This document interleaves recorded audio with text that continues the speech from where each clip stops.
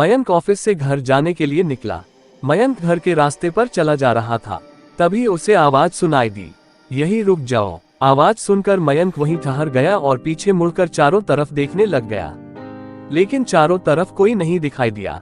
मयंक को फिर से वही आवाज सुनाई दी, सामने देखो। जैसे ही मयंक ने सामने की तरफ देखा तो जमीन पर कुछ चमकती हुई चीज दिखाई दी। मयंक उसके पास गया और देखा तो यह कोई साधारण चीज नहीं थी, बल्कि एक चमकता हुआ बेशकीमती हीरा था। मयंक ने चमकते हीरे को अपने हाथ में लिया। हीरे की चमक देखकर मयंक की खुशी का कोई ठिकाना ना रहा। मयंक इस बात से बिल्कुल अनजान था कि यह कोई साधारण नहीं बल्कि एक मायावी हीरा है। अचानक मायावी हीरा, भूतिया हीरा में से आवाज आई, मयंक तुम्हें और हीरे चाहिए तो इस जमीन को खोदो, यहाँ पर जमीन के नीचे बहुत सारे हीरे हैं।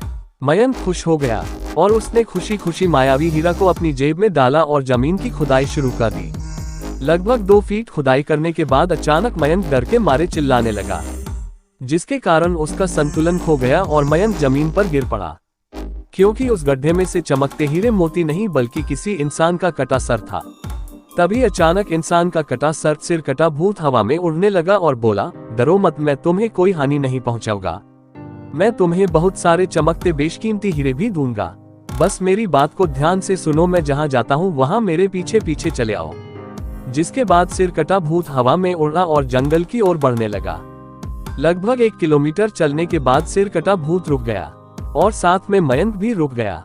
फिर इंसान का कटा सर मयंक से बोलता है, इस जमीन में बहुत सारे बेशकीमती हीरे मोती जवाहरात छुपे हुए हैं। ये सुनकर मयंक वहां पर खुदाई करने लगा। खुदाई करने के बाद गड्ढे में जो मिला उसको देखकर मयंक और भी डर गया, क्योंकि वहां हीरे नहीं बल्कि सिर का कटा हुआ धड़ मिला। इंसान का कटा सिर कहता है, अब तुमको एक अंतिम काम करना है, उसके बाद मैं तुम्हें बेशकीमती हीरों से मालामाल कर दूंगा। तुम्हें कहीं से भी 1 लोटा खून लाना होगा। मयंक ने कहा, 1 लोटा खून? पर मैं 1 खून का लोटा कहाँ से लाऊंगा?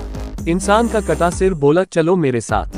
वो डरावना चेहरा मयंक को साथ लेकर थोड़ी दूर गया, जहाँ उसे एक इंसान को जाते हुए दिखाई देता है। सिर कटा भूत बोला, उस इंसान की हत्या कर उसका खून ले आओ। मयंक डर गया और बोला, नहीं नहीं, यह मुझसे नहीं होगा, मैं किसी की हत्या नहीं कर सकता। सिर कटा भूत बोला, यदि तुमने मेरा कहा नहीं माना तो मैं तुम्हारी जिंदगी बर्बाद कर दूंगा। मयंक हाथ जोड़कर उस कटे सिर से कहता है, मुझे माफ कर दो। यदि मैं उस इंसान की हत्या कर दूंगा तो पुलिस मुझे सजा देगी और मेरी पूरी जिंदगी जेल की कालकोठरी में बीत जाएगी। कटा सिर कुछ तंत्र शक्तियों का उच्चारण करता है और एक छुरी और लौटा प्रकट हो जाता है। सिर कटा भूत गुस्से से बोला, यदि तुम मेरा कहा नहीं मानोगे तो मैं तुम्हारे साथ साथ तुम्हारे परिवार की भी मृत्यु कर दूंगा। मौत के डर से मयंक उस व्यक्ति की हत्या करके खून का लौटा भरकर ले आता है और इंसान के कटे हुए सिर के पास रख देता है।